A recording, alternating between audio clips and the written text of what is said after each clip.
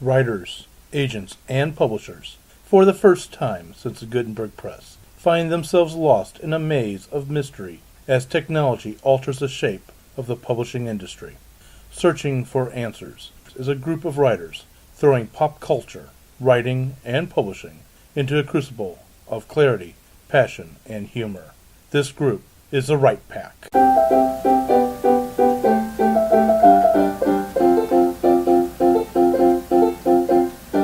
Welcome to Right Pack Radio. This is David Allen Lucas, your host, author of mystery, science fiction, horror, and poetry.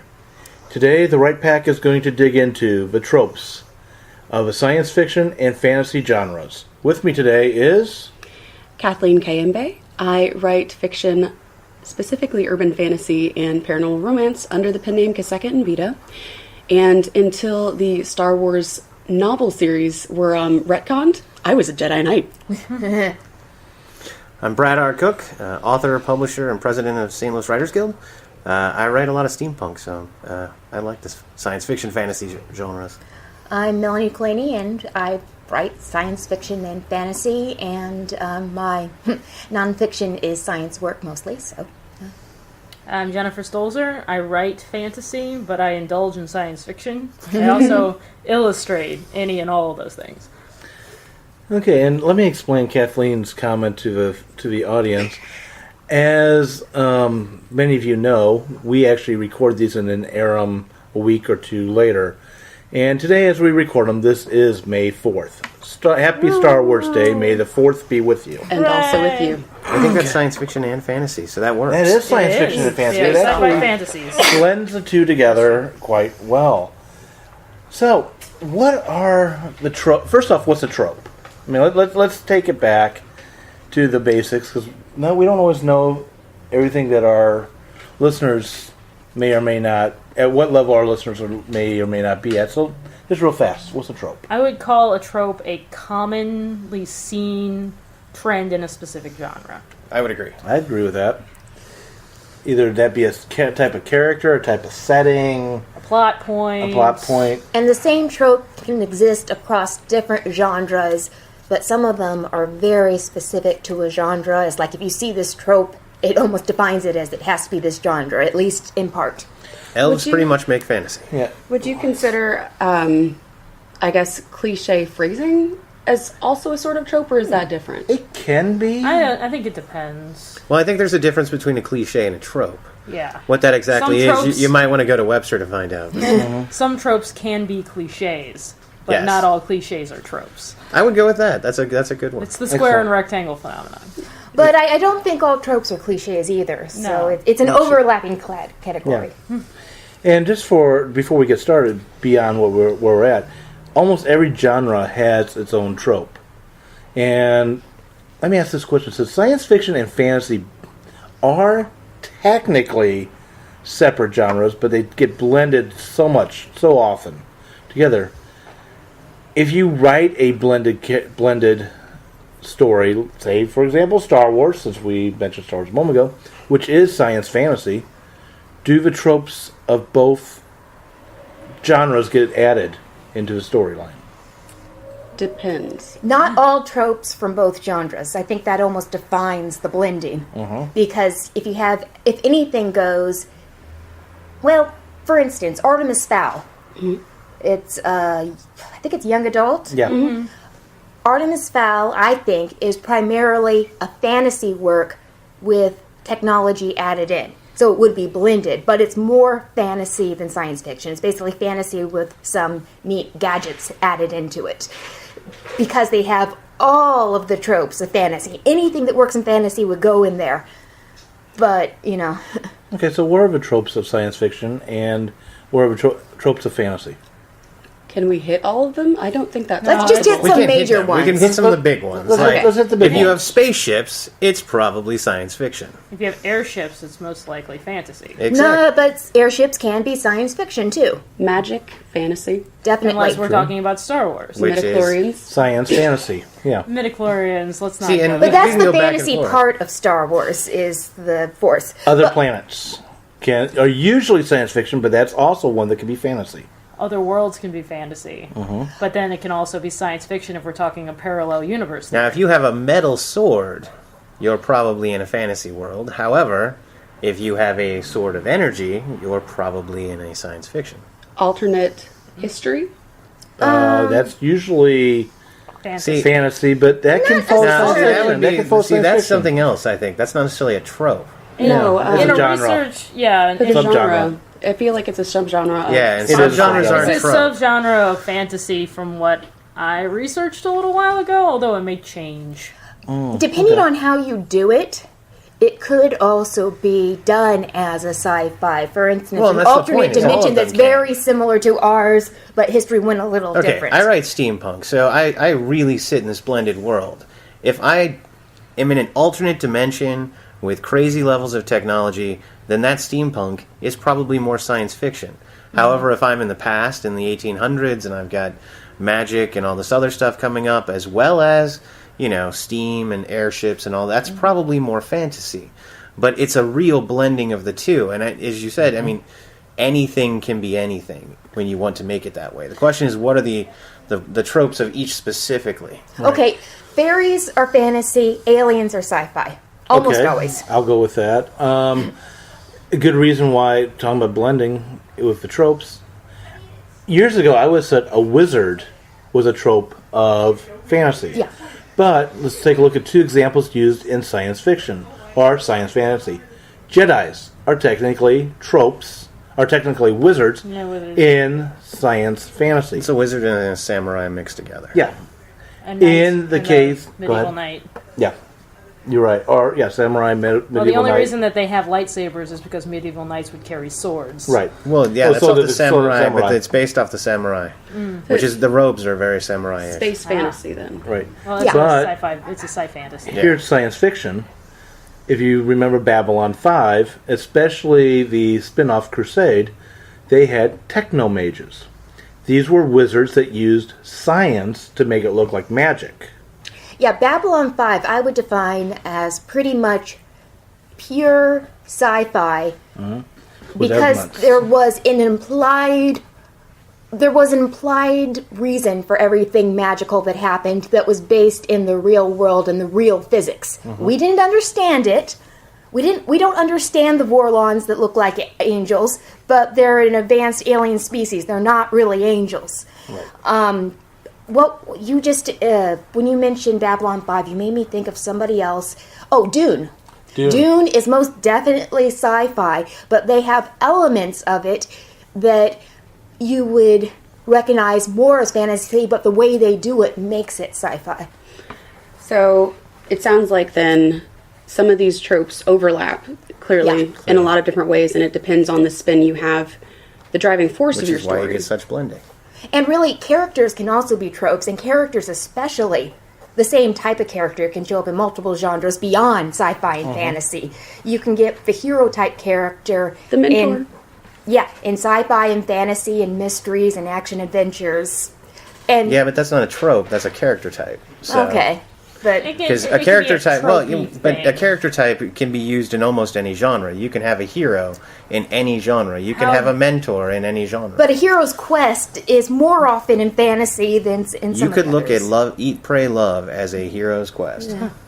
How about I venture to suggest that groups of characters together can be a trope.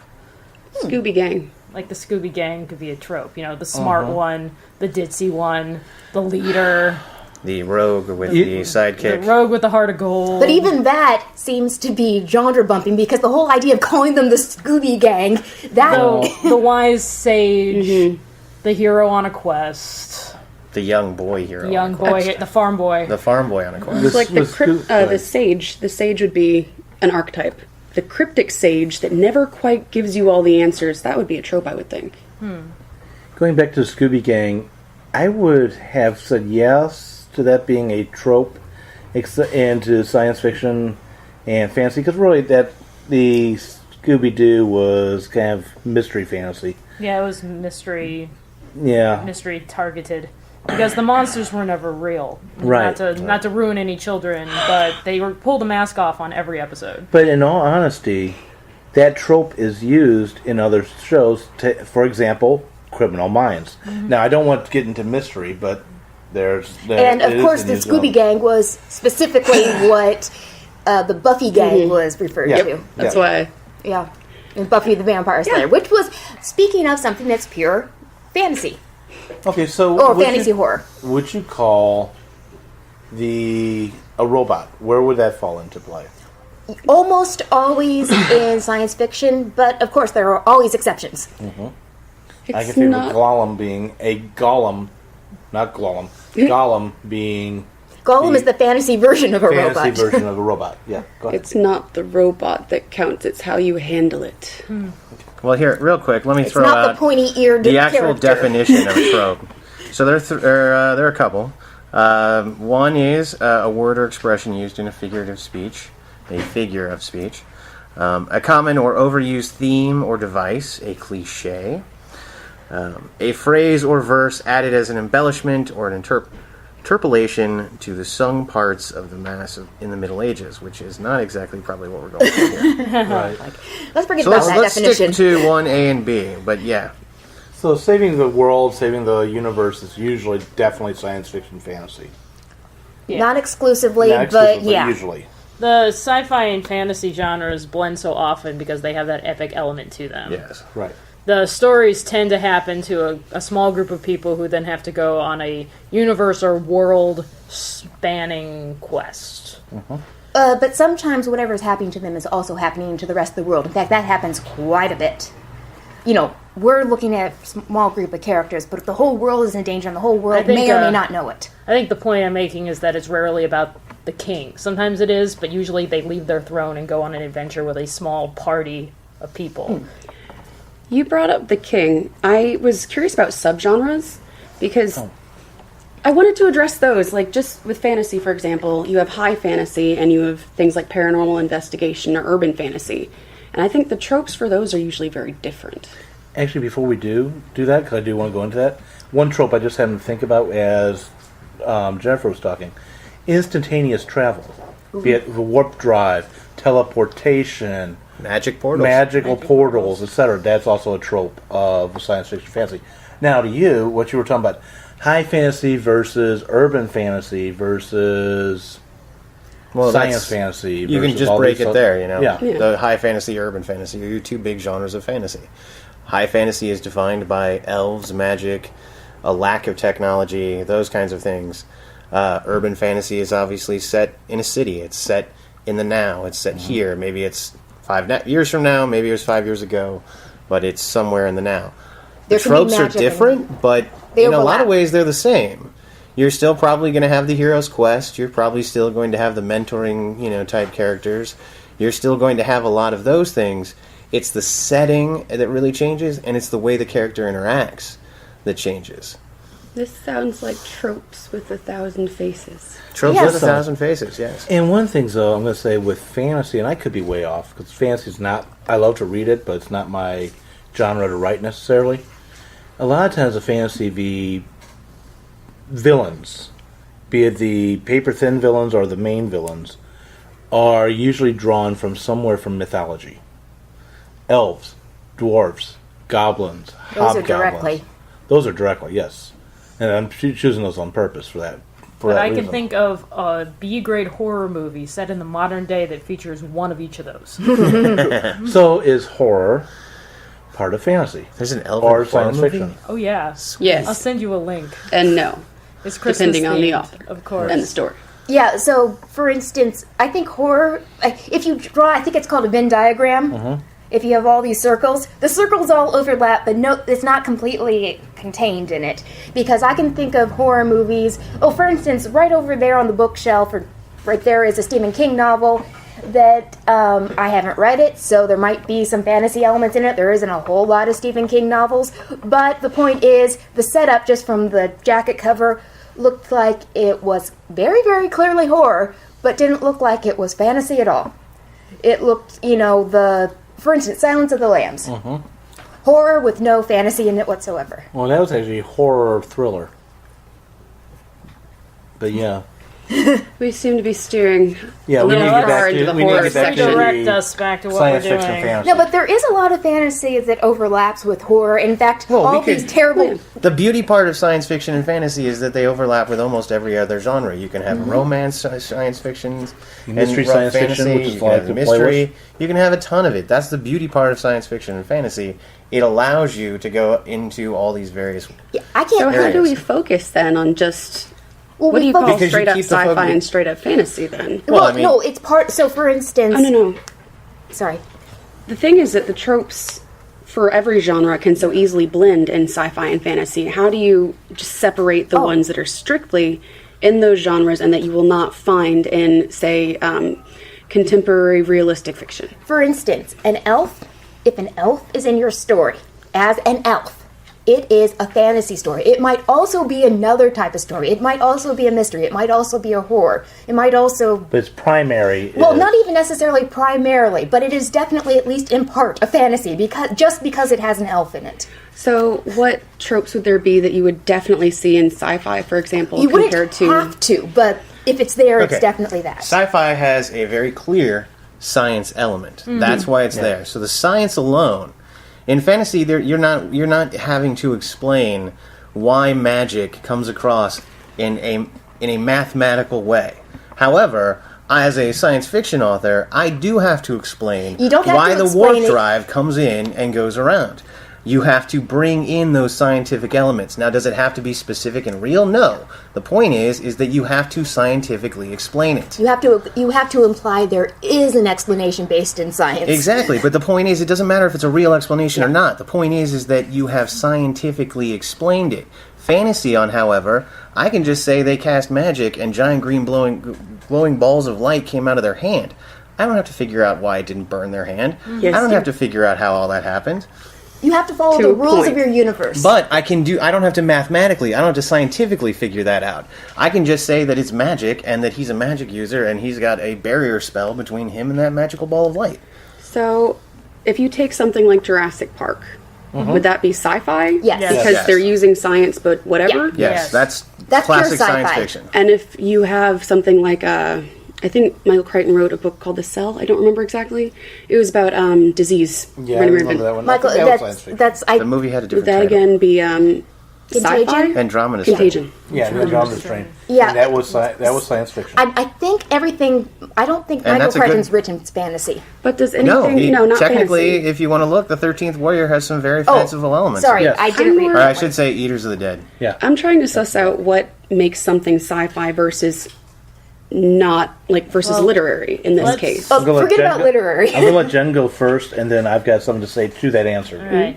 You might cover it. Go ahead. We'll take, for example, Jurassic Park. Jurassic Park is a science fiction because we took the knowledge we have in the present day and we're applying it toward sort of a more fanciful end. We took DNA and the whole frog thing, and then we bred it into eggs, and they grew up, and now we're using science to kind of, even down to the lysine contingency, they found a way scientifically to hopefully shut them down. Now, if I wanted to take that into a fantasy world, which you can, there's dinosaurs. Where do the dinosaurs come from? The Lost World, the old Lost World. They lived on They came On from the inside plateau. the planet. They came from inside the planet, lived on a plateau down in Latin America, and it's a fantasy element now. Not Yeah. because we're concerned about explaining where it came from, because we're dealing with them as an issue. They're still a very important part of the story, but the focus isn't on so strongly on the science aspect. I think Jen just really did a really good job describing on science fiction, and I'm going to jump with that and define how science fiction should work, and I underline the word should versus fantasy. In the world of science fiction, if you break science, you're doing it intelligently. You're doing it where it's rational and with the plausibility of it being possible.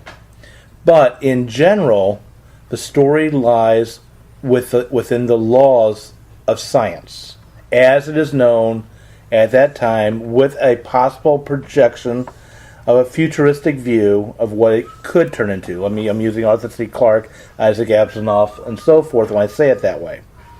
Now, are there science fiction stories that break that? Yes. Usually you see them as movies, and I'm going to shut up because I can go off on them. Fantasy, on the other hand, does not rely on the laws of science. It may rely on the laws of its own world, of its own magic behind that, but there is no specific law that it must maintain in the proverbial real world. I am not sure I explained my question very well. Okay, that's fine. Take two. It sounds to me like science fiction, what separates it from, say, your general run-of-the-mill literary fiction that is not science fiction or fantasy, but has, say, a doctor in it or a scientist and experimenting going on, is that science fiction takes what we know now and extrapolates? Is that There is usually? Or look at the possibility. No, that's exactly what it is. What separates science fiction from any fiction is the fact that it is extrapolating on what might be possible and pushing it forward in some way. So if you've just got a book about, the latest in medical technology saving people's lives, all the cybernetic elements that can go into that, that's not necessarily a science fiction book. The reason being is that it's all taking place here in the now. It's all possible now. That could be a very literary novel that has absolutely nothing to do with science fiction. Now, you push that into a realm where we are beyond what is today, and that's science fiction. I read a book, it was actually a mystery, that is just pushed that a little bit beyond.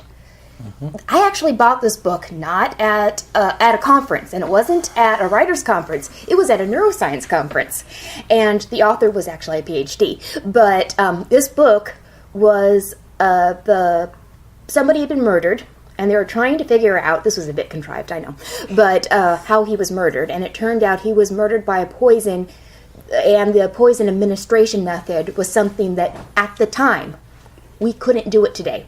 Then, when I got the book 7 years ago, we couldn't do it, but we were very close. Now, we could actually administer poison that way. And the scientist, well, that's what he was working on, so he knew that. So I wouldn't really call that science fiction. That would be sort of like science of tomorrow. It even though it was very central to the It's story. fiction with a heavy science element. Yeah.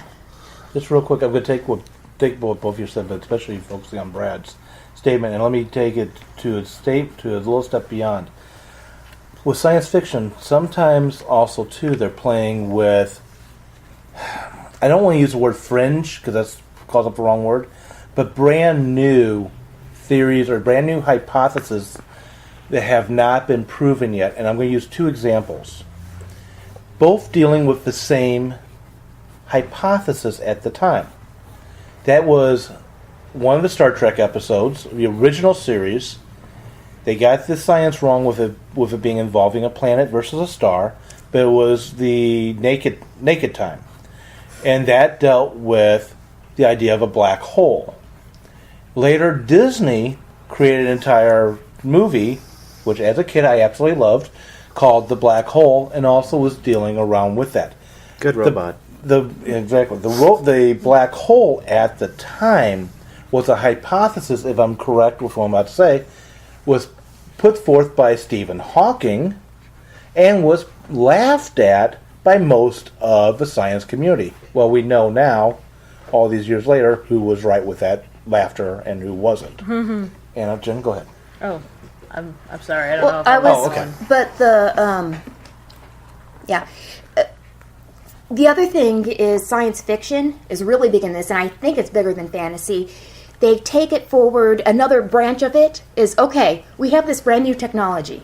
Let's take it forward in time. What are the implications of this? So, for instance, this technology, I'll just go with an easy one for me. Lois McMaster Bourgeois, she has different planets. She writes hardcore sci-fi. But in each of her worlds, she's kind of experimented with a different form of government taken to the extreme and seen what realistically could happen, but also technology taken to an extreme. So, for instance, she has something in her books called a uterine replicator, artificial uterus. So what are the social implications when 80% of the population uses something that's not inside a person to have children? What are the realistic implications of that? And there's one of the huge tropes of science fiction, is technology either being abused or taken too far. By the way, neither of those was how she does it. This is just how reality is and how Well, realistic. that's I mean, one of point the blank. benefits of science fiction Yeah. and fantasy is that you can explore. Yes. And that's something that is unique and a trope of both genres because you have the ability to explore various types of government, various ways of people interacting that you can't necessarily do in other genres. A mystery has to kind of be set in this day and age, kind of has to fill in, your classic mysteries have Right. to run in a certain way. Yeah, If they don't, they're kind of unblended. blurring with then science fiction or fantasy. Or except for- historical I'm fiction. going to disagree with that. I'm going to disagree with that only to this element. And I don't mean it the blending of science fiction with mystery that I could have gone with. More recent mystery genre, the CSI type, that's playing with the science of forensics. Yeah, but I'm talking about her Yeah, comment but- on, using science fiction and fantasy to explore various aspects of government, True. of people, of interactions. That is something that is... you can do other elements with mystery. You can explore other elements with mystery, stuff like that. Right. But, in terms of science fiction and fantasy, one of the tropes is using government in a, unique way. Showing governments in unique ways. Well, it's dangerous to walk down the whole true crime mystery because we're talking about that at a later date. Exactly. But bringing us back to sci-fi, just that everything can go in. To like if we have a CSI element, well, Almost Human was CSI Yes. with a science fiction bend. It was looking at our world today, and it says so in the opening. Technology is advancing faster than crime fighting can convince it. keep up. Right. So that's why we're experimenting with all these different these different tools, i.e. the robots, to try and keep up with crime as it evolves faster than we can. But yet, and that's kind of the angle of the show. The show isn't let's stop the bad guy and use current forensics for what we can Correct. have. Yeah. Let's It not have the is- robots stop every bad guy. Yeah, it is going instead toward what could technology do. That's like their focus. And then our team of cops and robots with the cops are working to explore that idea throughout the episodes. And And also- iRobot itself on Isaac Asimov does not quite the same thing, but once again, Very it's similar. not so much about the mystery. It's more about the science fiction. Go ahead. I feel like Almost Human, which I adore, I'm hoping is they have a very second much season. yes, is very much about the relationship between not just crime and crime fighters, but the people who are in the police force and the androids that they have to deal with, and their changing perceptions or lack of regard for them. Well, fiction in general is a way for humans to imagine the world of the future. And science fiction is a way to imagine the world of future technology and what that means. So there were clones in the fictional world well before there were clones in the human world. And there have been all sorts of cloned humans in the science fiction world. But we know other fiction does this for non-science fiction stuff. There's black presidents on TV before we had a black president. He's mixed, thank you. Just like some of us here. I'll say those just really quickly. Those dumb Android wristwatch phones. Where did we first see those? Dick Tracy. Tracy. Dick Tracy, Star Trek, Power Rangers. Aw, yeah. We've been raised looking at wrist phones, and some part of us have always wanted to say, Scotty, beam me up Yes. into your phone, Communicator. even if it is a wholly impractical device. Finally, they gave it to And me. one thing I My have, flying I car love is you, coming Jen. soon. Jen, you brought up something that is a trope, and before I get to that, I do want to say real quickly, I think it was Ray Bradbury who said, science fiction is the last genre that allows a philosopher to roam freely, or something very close to that. But what you just said, a lot of times science fiction, its tropes, its universe, inspires the future scientists, Yes. the future engineers. Our modern day cell phones came based on Star Trek. Yep. Your The documentary That's why they about flipped that. open. Yeah, the iPod came from Star Trek, the holodeck, basically. Your modern day virtual reality games came from science fiction. There are documentaries. You can find them. Yes. Whereas fantasy, I think, more I want a inspires I do too. We're getting there. science fiction. Yeah, we're getting close. Outside my Oculus brain, Rift. though. Science fiction, I mean, Fantasy. fantasy, I think, more inspires the LARPing. LARPing. I was going to go more with the love of the modern day fairy tale. Yeah. Yes. Yeah, that's no, more- no. Fantasy it's- is the modern day fairy tale. There is no. I mean, It's that's a great way also of looking retelling at of mythology. Yes. it. It is. I want to know if we could, like, I feel like some of us, some of the things we brought up have been a little vague or general, and I feel like we should maybe list some more specifics. But being as I cannot stay on a single topic for any given amount of time, I figured maybe having more structure would help. Like, is there a sci-fi film story or a fantasy film story that we're all familiar with enough to just Well, kind of pick out what is there? In honor of Star Wars Day. We Oh should my pick goodness. Star Wars. All right. So A New called Hope. Let's stick to A New Hope. are we doing the Alright. fantasy tropes or the sci-fi tropes? Because it's got both. We will Yeah, start but- with we'll start with both. We can start with both. And if you're looking for a good fantasy, then I would recommend pulling apart The Hobbit. We can do that next. So, but yeah, when you start with Star Wars, you know, if you take a look at it, it is very classically a science fiction. It has spaceships; they fly through space.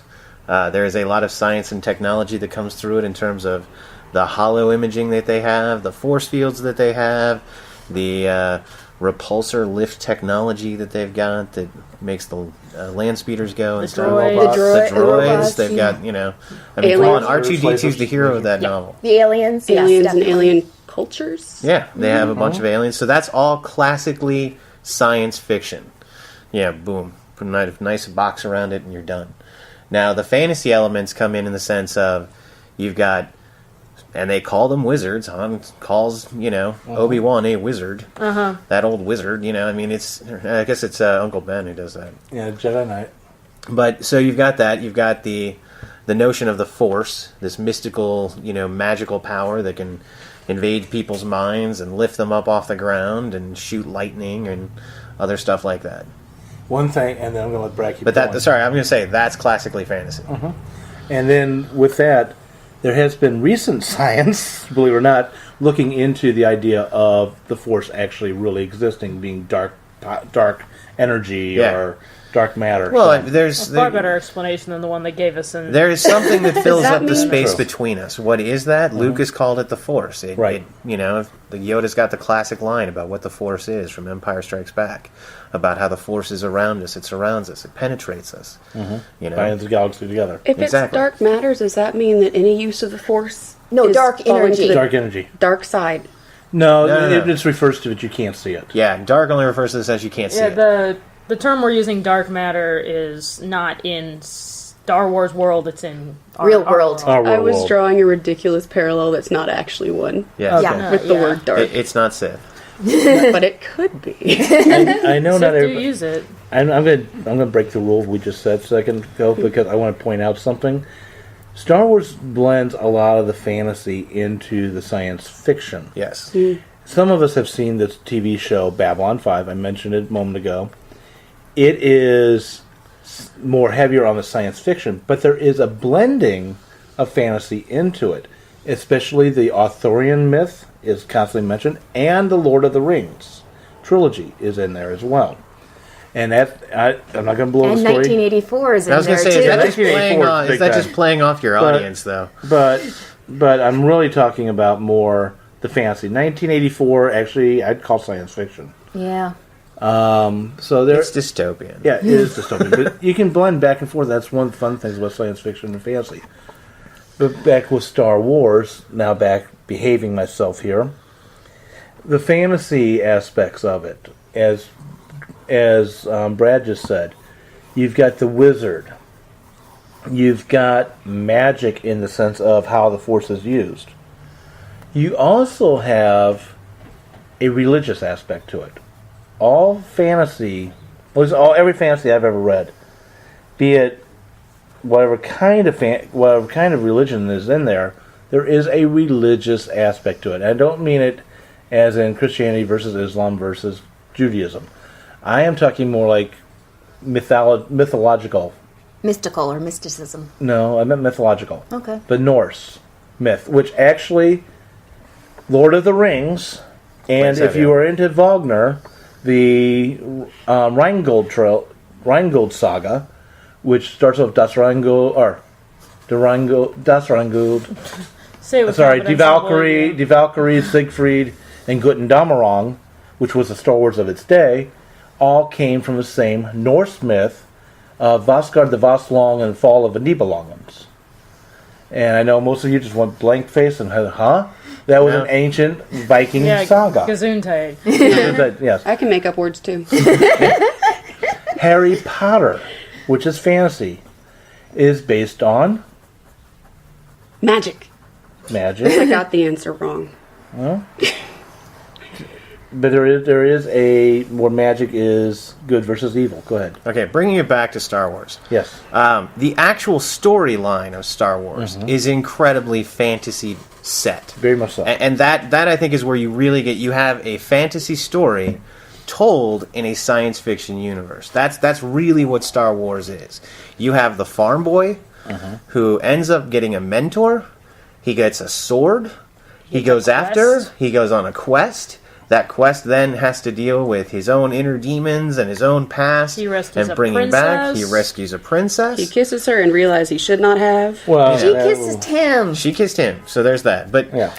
anyway, the whole point is that this is a classic fantasy storyline. I mean, we have just described the Arthurian tales, you know, the Speaking Wagner of someone tales, kissing her sister. you know, the Norse myths. They We've did that. mentioned a lot of these. They all fall into what Lucas then pulled from to write Star Wars. Correct. And that all came from Joseph Campbell's books. Yes. Hero with 1,000 Faces being one of them. Yes. Which if you hadn't read it, I don't know. You need to. Read it. The Star Wars universe it sounds very much like a blend of sci-fi and fantasy, and the angles at which the story predominantly moves, like the angles that that Lucas is coming from, kind of determine what side of the line the tropes fall on. I'm not making sense. So It's how you tell it depending Yes. on what kind of story it is. yes, but what about more like a harder sci-fi? Okay, Arthur It's C. not- Clarke. Yeah, go to Arthur C. Clarke, probably one of the hardest sci-fi guys. Arthur C. Clarke. 2001. 2000. Okay, let's go with that one. 2010, Beautiful. 2000 yeah, stick with 2001, and that entire 4-book series. 2010, 64. 2064, which almost made me fall out of a hammock when I read it, and 3001, or there's another one too. I've read it, I just can't remember it. I have not read it. In there, the tropes are aliens. You don't really see them. They have created this machine, The monolith. the monolith, which actually messes with humanity and its evolution. It turns Jupiter. Okay, warning to anybody who has not read this series. I am giving spoiler alerts. Why would you do that? Yeah, It, that's spoilers. well, because I'm using No, tropes. it's okay. I haven't read it. I want to know. It turns Jupiter into a second sun. That's Jupiter. 2010 though. Well, yeah, that's 2000. He's I'm going talking through the about entire all series. four. Yeah, good point. It goes into that. The theory behind that was that Jupiter could have been a brown dwarf and just failed to ignite. In 2064, takes the idea that Jupiter, its core, is highly compressed carbon, and thus a shard of that core blasts into Europa, which they were told by the aliens not to land on, and this shard is larger than Mount Everest. Now, what's highly compressed carbon? This is what almost made me fell out of the It's hammock. diamond, right? Girl's Diamond. best friend. So Okay, now picture getting diamond back being to larger. 2001, we have the AI. We Yeah, I have was the getting to HAL that. 2000. I was getting to that. Stick to 2001 because most people have probably seen that movie. Okay. 2001, you've got the AI, which is the computer HAL based on IBM at the time. Yep. If you look at the name HAL and you look at IBM, you'll see that the character They're were off one by letter one apart. off. You have spaceships that travel at relativistic speed. You have the iPad. You have the iPad. You have Skype, if you want to use modern day terms. You have bases on other planets known as the moon base. You have a As zero well as G. You have a 0G toilet that looks a lot more comfortable than what the astronauts are using. They'll get there. Oddly packaged food for space. Right.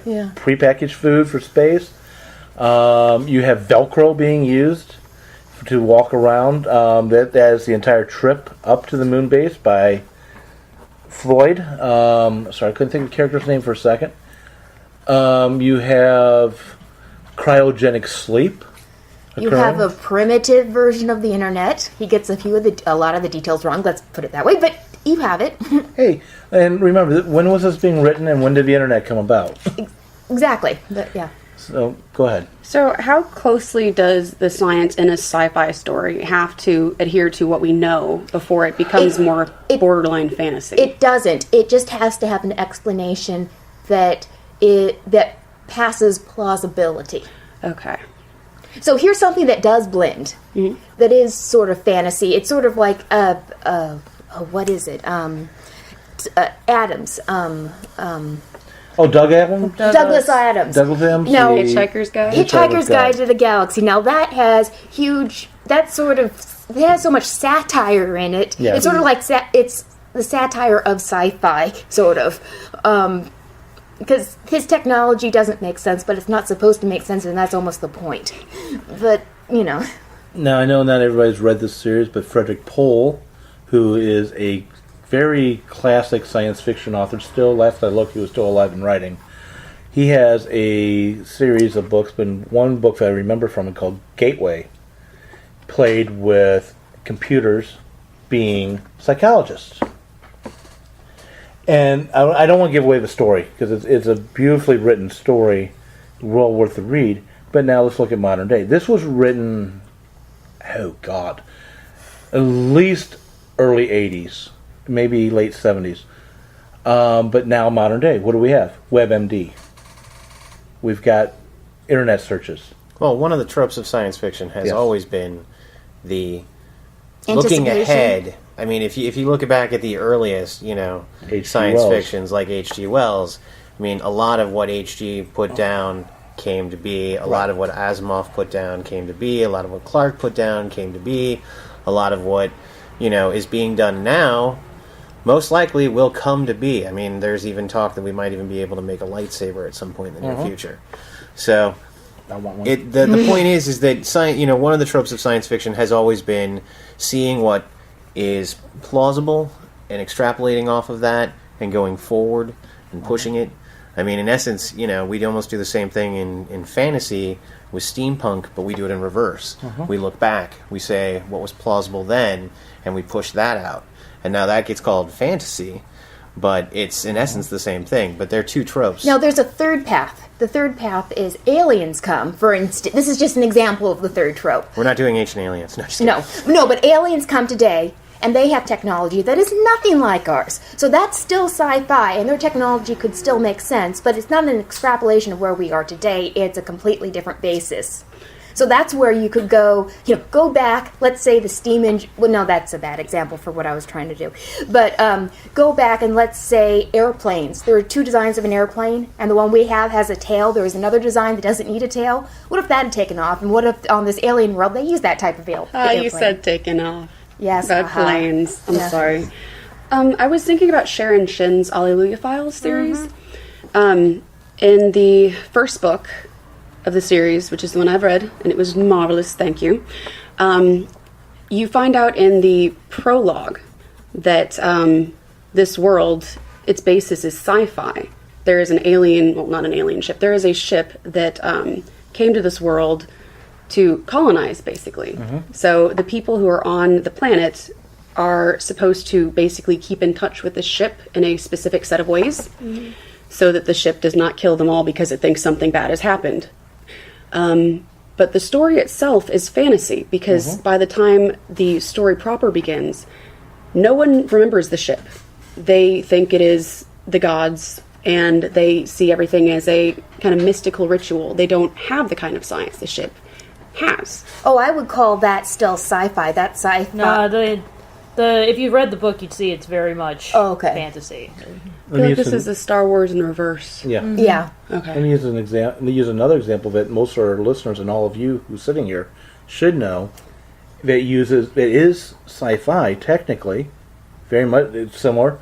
People humans come from Earth to another planet. They settle. They end up losing their knowledge of where they're from, I think I know where you're going. And that is called the Pern Oh, Chronicles. Dragon Riders of Pern, the Dolphin Riders of Pern, and so forth. Same thing. What's the tropes? In that case, the magic comes from recreating technology. The evil, if you will, the threads, if I remember, it's been a long time since I read that. But when one planet gets close to another one, these alien things are falling from one planet to another one, and they have to go around, and the humans riding dragons go around burning the threads before it destroys their world. And a lot of that trope, once again, trope, saving the world. Trope, technology being the solution, or the possible solution, to the ills of the world. Number 3 is that technology effects on society. Go ahead. What was the quote about any sufficiently advanced technology seeming to be magic? Yes, that was very close to the quote, and I forget who said it. Well, Arthur C. Clarke? Who was it? I It's think either C. Clarke or Carl Sagan or one of those guys. All right. I know Arthur C. Clarke used it. I would not doubt Carl Sagan. I know that I can never pronounce his name. It But was the guy who used in wrote- Star Trek too, but Star Trek was quoting someone else, and and Babylon 5 used it as like, well with Techno Mages. Yes. Basically, with that, it seems like for that, if we saw someone like Doctor Doom, because I'm happy and I love things, Doctor Doom his technology is far advanced of what everybody else in the world has, pretty much. So he seems like this dark wizard, but no, it's just tech. We're not smart enough to know how it's used. Q is still sci-fi. Yeah. Even though he looks like magic because he's got powers beyond ours. But is that because of the Star Trek framework around Q? Like, if you put him in Lord of the Rings, would he be a wizard then? But is he? What's this tropes? Well, you have the wizard, and, well, with Q, you have a wizard. With Doctor Doom, you have a wizard. But is it interpreted as a sci-fi trope or a fantasy trope? He's sci-fi. It's all tech. But the people who see him don't necessarily know it's Yeah, tech. but the way that it's written out, the way that it's done, is it's portrayed as tech. The reader knows it's tech. Okay, so the reader perception then has a lot to do with what side the trope falls I on. think it's with the same mostly what things. it has to do with the reader perception. Not necessarily. I mean, it could easily be what the character sees or whatever, but so long as... I mean, specifically to your point, though, about Doctor Doom, is that in everything, most of the comics and most of the cartoons and everything else, the movies, it's portrayed as a scientific base. Why he has these extraordinary abilities and powers. Now, yes, a lot of the people in Latveria probably see it as magic, but from the way that it's mostly displayed, it's shown as tech. Since it's So- being written from the point of view of someone who sees it as tech. Yes. So it's the way it is shown, displayed, told of Correct. that determines whether it is sci-fi wizard or fantasy wizard, sci-fi tech, fantasy wizard. To use your Q example, if you look at the proto-Q, which was done in the original Star Wars of the Squire Star of Trek. Gothos, behind his mirror was a computer system that was giving him full control over whatever he was What doing. about the Wizard of Oz? Yeah. The Wizard Everyone of Oz, thought the very wizard was good. a wizard, but we find out that he's a normal dude like you or me. He just has technology they don't understand. But by the way, that was still a fantasy It was work. still a fantasy because we were looking at it the entire time from the point of view that the wizard is a wizard Right. and he has magic powers, and just because it's revealed at the end that it's technology based doesn't mean that the whole story was I sci-fi think unless the we sci- knew. No, where's the ruby slippers coming from? The Yeah. magic of the ruby Thank you. slippers and the magic of the witches. I mean, Yeah. that's all classically, Thank you. That's what I was gonna go, Fantasy, because I which think we it didn't- is. And the flying monkeys. But then it sounds like the story predominantly is told as a fantasy. It so is. even It when is. the science is introduced, it does not change You can introduce the some science actual into some fantasy. There's story nothing wrong into with a that. science Well, like I fiction. said earlier, Artemis Fowl has so many fantasy tropes. It's a fantasy novel with some technology added to it. It's not really blending sci-fi fantasy so much. Well, and I'm glad, going back to Jen, she raised the most beautiful pre-Star Wars science fantasy series. You had the idea of a Tin Man, the robot. There's your trope. And that trope kind of goes back to the invention, or the plan, if you will, by Hero of Alexandria back in the ancient Roman Empire, who developed the idea of the automaton. You had technology It was brought to Oz as well by outside of technology. Didn't know, but yet you had the witches, which is magic, good versus evil, magic. And I think that's also something a trope in fantasy. Correct me if I'm wrong, where it's constantly always good pitched against evil. Yes. Where science fiction that doesn't always necessarily have to happen. There's generally a villain in fantasy. Right. Whereas I think, No, there's generally a villain in science fiction too. Yeah. yeah, Of some but kind. referring to I mean, it's one of those cross genre tropes because it is such a big part of this. but it's not as often like Mother Nature is bearing down on everyone as it is there's a specific villain. Right. It can be Mother Nature, but usually it's not the planet trying to kill you. One of the things, definitely this episode. drink the water. 14.5 seconds remaining. Sorry, yes, people, we do try to time this for you. Well, we were talking about lots of tropes of science fiction and fantasy. The fact is, the tropes are huge in number. And every type of story includes some kind of trope from... Every kind of fantasy includes certain tropes of the readers are going to recognize and expect. I think definitely. If you somehow can write a fantasy without the tropes, I don't know how, but if you could, It wouldn't be a fantasy or sci-fi. it would be a fantasy. And then same thing with science fiction. You won't have the same effect. So every genre has its own basic set of rules that is an understanding between the writer and the reader. Right. And the tropes that we are discussing may fall in these different genres in different ways.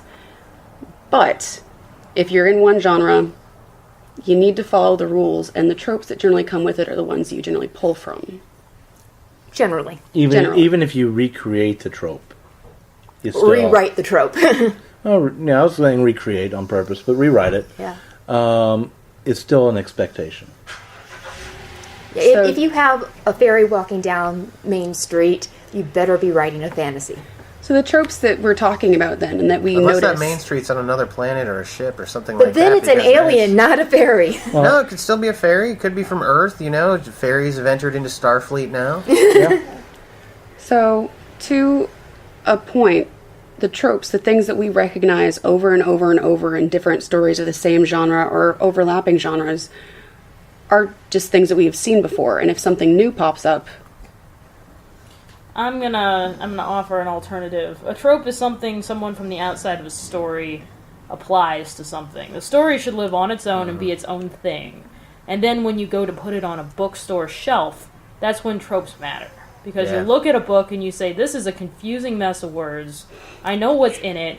Let's see, it's got spaceships and it's got Ents in it. The Ents are in the spaceships though, so it's okay. I think we'll put it in the sci-fi section.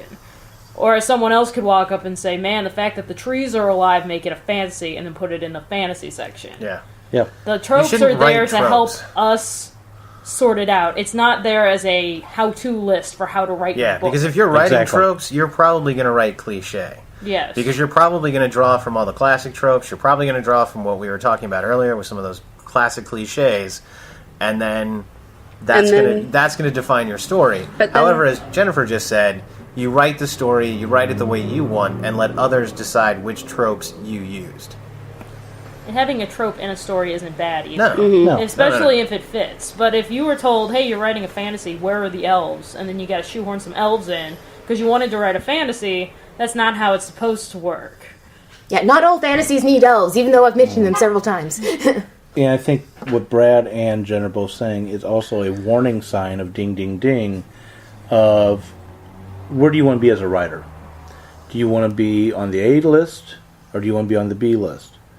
If you're relying on the tropes to tell your story, you're pretty much shot at B list.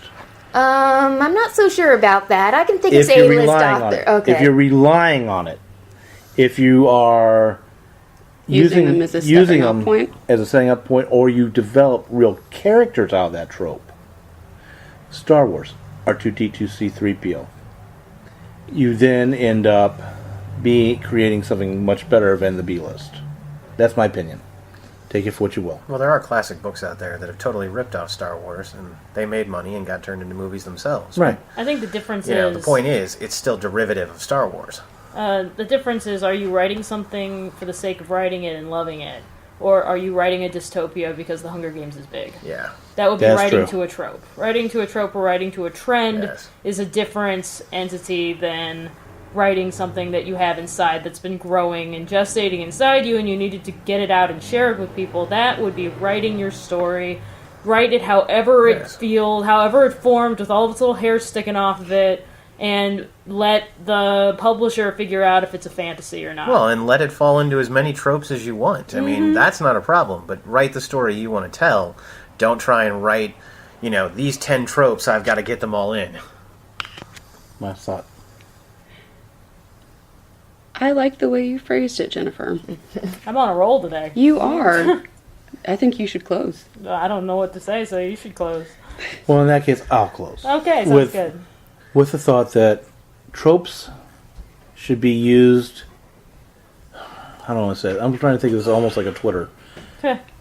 Tropes are the way we classify things to make things easier on ourselves as readers. As a writer, don't They're- rely on them. Right. Write your story, do what you want, let other people worry about how they're going to dress it for its prom. I don't know. Good enough by me. I think we Yay. can talk about that some more because this is getting into something new. All right. But unfortunately, we are running out of time. So, thank you for listening to Right Pack Radio. You can find us on Facebook, Twitter, on Blog Talk Radio, and now on iTunes. Thank you. And theme songs for Right Pack Radio were written and performed by Meredith Tate. All copyrights remain with her. Right Pack Radio would like to thank STL Books for allowing us to record in their office. STL Books is a online bookstore specializing in new and used high-quality literature, children's books, and books written by or about St. Louis. Please visit them online at www.stlbooks.com or find their store on the Amazon.com website.